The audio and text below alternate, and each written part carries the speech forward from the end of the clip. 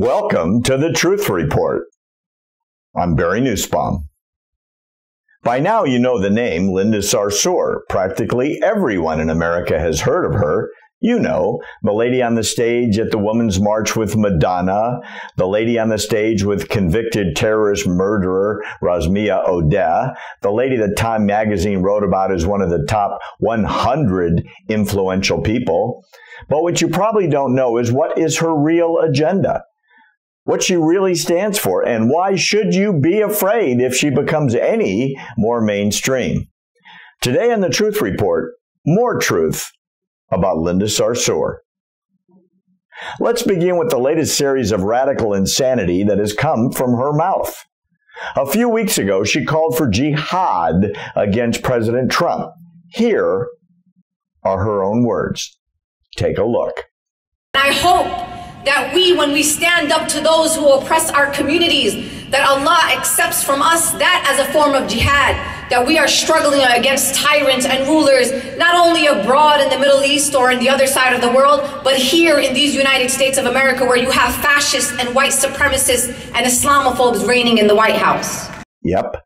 You just heard her declare jihad against the Trump administration, and she hopes Allah approves of her jihad. So what does she mean by jihad? There are well over 100 references to jihad in the Quran, and most refer to violence, mass violence, and struggle leading to violence. We don't know which version Linda meant to inspire against President Trump. As if that was not bad enough, she also said this. Our number one and top priority is to protect and defend our communities. It is not to assimilate and to please any other people in authority. Our obligation is to our young people, is to our women, and make sure our women are protected in our community.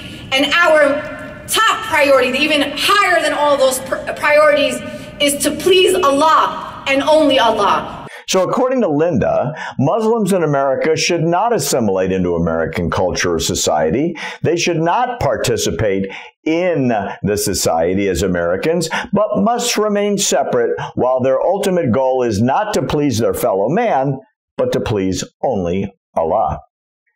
This is not just her opinion, by the way. She's actually demonstrating that she is a good Muslim following the dictates of her faith, which calls for the complete takeover and institution of Sharia in all places around the world where Muslims live.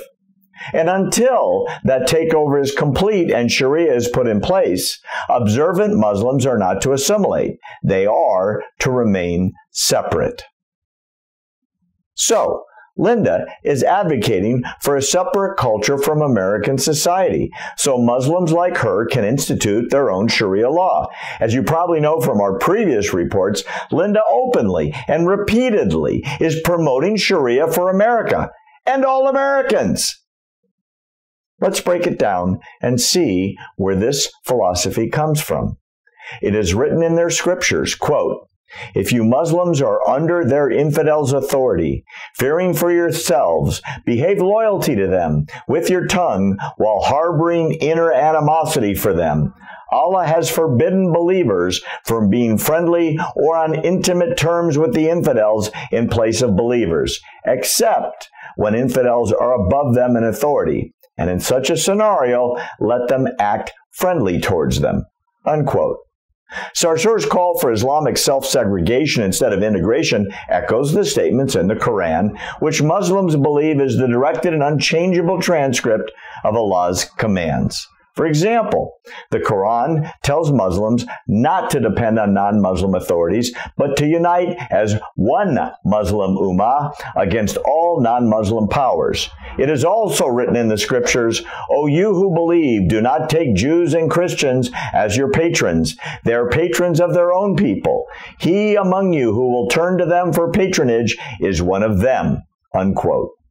So, as I said, Linda is an observant Muslim woman who is advocating for separation from America's society per the dictates of her faith.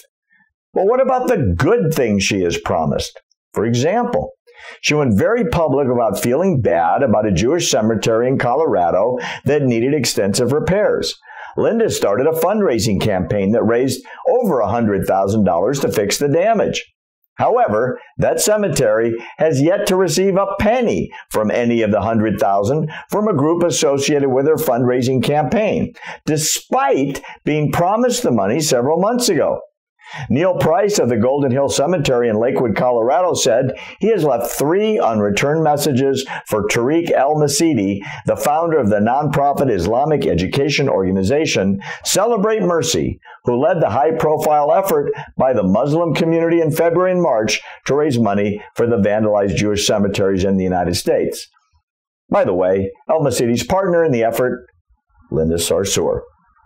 The fundraising effort was a response to a widely reported wave of anti-Semitic attacks after Donald Trump's victory in the 2016 presidential elections. Most of those attacks turned out to be hoaxes, but the anti-Trump movement sought to make the maximum political use of the story.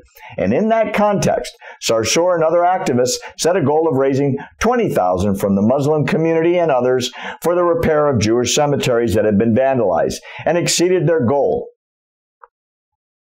Get this from a New York Assemblyman, Dov Hikind. Sarsour is a fraud. She speaks out of both sides of her mouth. One minute she's claiming to be a disciple of the great Dr. Martin Luther King Jr., and the next she's standing with a terrorist on stage at an event with Razmia Odeh and singing the praises of that terrorist to an audience. I wouldn't be surprised one bit to hear her that the little Jewish cemetery publicity stunt wasn't quite what she made it out to be. I understand that Sarsour's fundraiser was just a publicity stunt meant to mask her efforts to hurt the state of Israel while glorifying her terrorist pals in various tweets and speeches, concluded Hikind. But he says, I also hope that the money she raised would at least help these cemeteries. After all, Sarsour has no loss of affection for dead Jews. But this new report raises questions about where the money went. Perhaps if this story gets out, the shame will cause Sarsour to direct the funds to the people it was promised to. Then again, shame implies an elevated sense of self-awareness, and someone who glorifies terrorists is rarely sullied by a scruple, unquote. After her Jihad tweet against Trump caused an outcry, oh my God, the Washington Post gave her their OpEd page to respond to her critics. I'm serious. In her post op-ed, she claimed she was a victim of Islamophobia.